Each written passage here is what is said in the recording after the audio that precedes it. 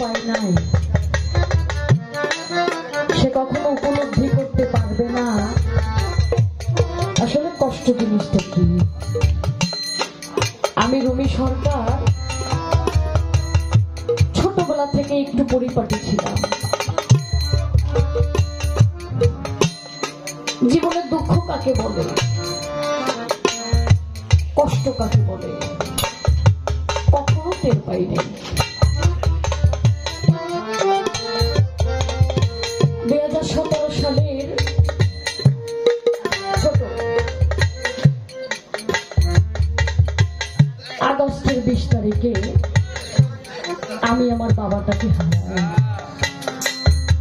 বাবা হারানোর পরে রাস্তা পাগল হয়ে গিয়েছি। যেখানেই যাই, যার কাছেই যাই, শুধু কষ্টই পাই। কোনোভাবে বেঁচেছিলাম, নিঃশ্বাসটুকু ছিল আমার। এর 3 মাসের মাথায় আমি মারাত্মক ভাবে অ্যাক্সিডেন্ট করি। যেই অ্যাক্সিডেন্টে আমার এই মাথায় 32টা সেলাই, আমার ডান পাটা 3 টুকরো। বাংলাদেশের কোন মেডিকেল আমার ভর্তি নেয় না, বলছে নিয়ে যান বাসায়, যা খাবে তাই খাওয়া। আমাকে জিজ্ঞেস করা হয়েছিল তোমার শেষ ইচ্ছাটা কি। আমি বলেছিলাম আমার বাবার পাশেই আমাকে মাটি দিও। সেখান থেকে দেশ বিদেশ ঘুরে দাঁড়িয়েছি রুমি সরকার। 2019-এ আমাকে চায়ের মধ্যে মেডিসিন খাওয়ানো হয়। সেন্সলেস থাকি 2 বছর। সেখান থেকে সুস্থ হই।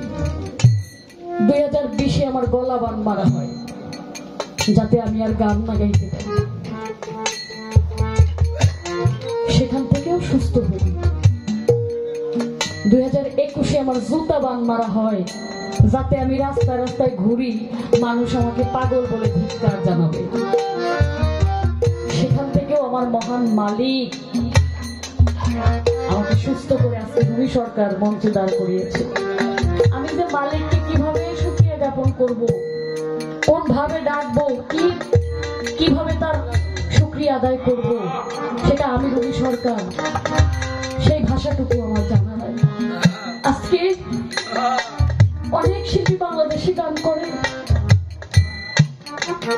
আমার শুধু আফসোস হয় দীর্ঘ 7টা বছর আমার গানের সার্ভিস, দীর্ঘ 16 বছর আল্লাহর অশেষ মেহেরবানিতে আমার যিনি গানের স্রষ্টা, গানের গুরু আব্দুল সোবহান সরকার, তিনি আমাকে ওইভাবেই মানুষ করেছে। মারে ও মা, গান যখন গাবি গাওয়ার মতোই গা,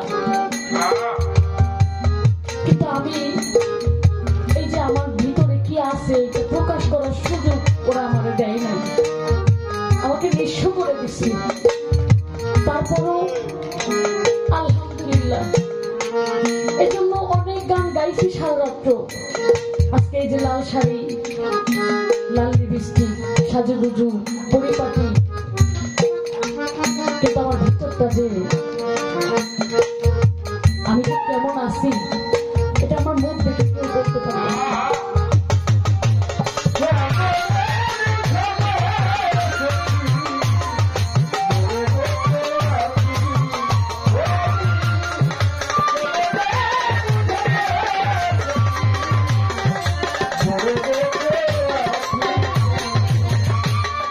জীবনের তো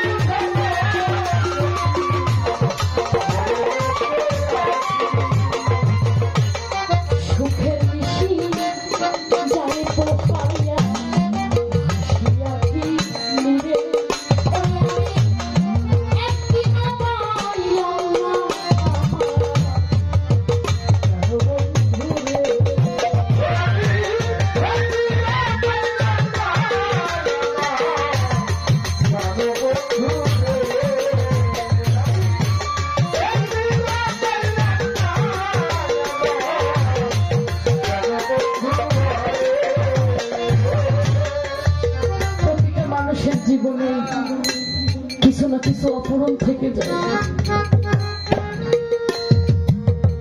দীর্ঘ 12 বছর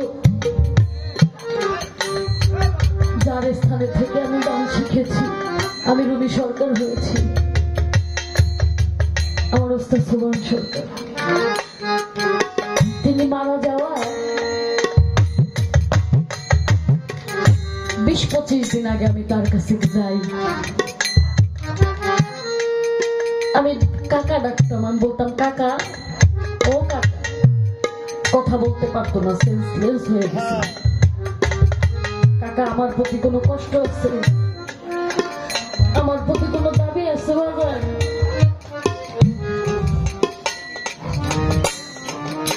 বলেন না।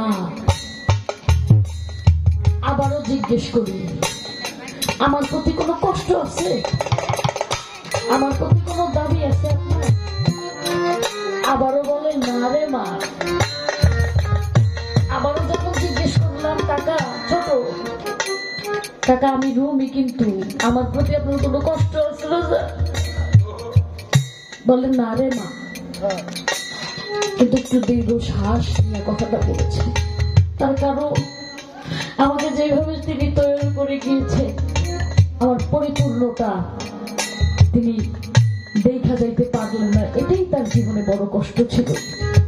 তার কারণ আমি তো তার আওলাদ। তার যিনি মেয়ে ঝর্ণা সোবাহান, আগে গান করতো ঝর্ণা সরকার, আপনারা হয়তো চিনেন সবাই।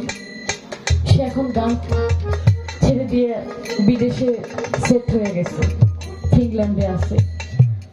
তার উত্তরসূরি হিসাবে বর্তমান প্রজন্মে আমি ছাড়া তার কেউ নেই। কিন্তু তার একটা কষ্ট ছিল, আমি উপলব্ধি করতাম, কিন্তু আমার তো কিছু করার নাই, আমি তো নিরুপায় ছিলাম। তো সারাতে গান করলাম আমি রুমি সরকারের গানে। যদি কেউ একটু পরিমাণ আপনাদের ভালো লেগে থাকে, আপনারা আমার উস্তাদের জন্য দোয়া করবেন। আল্লাহ জানো তার জীবনে যত গুনাহ করেছে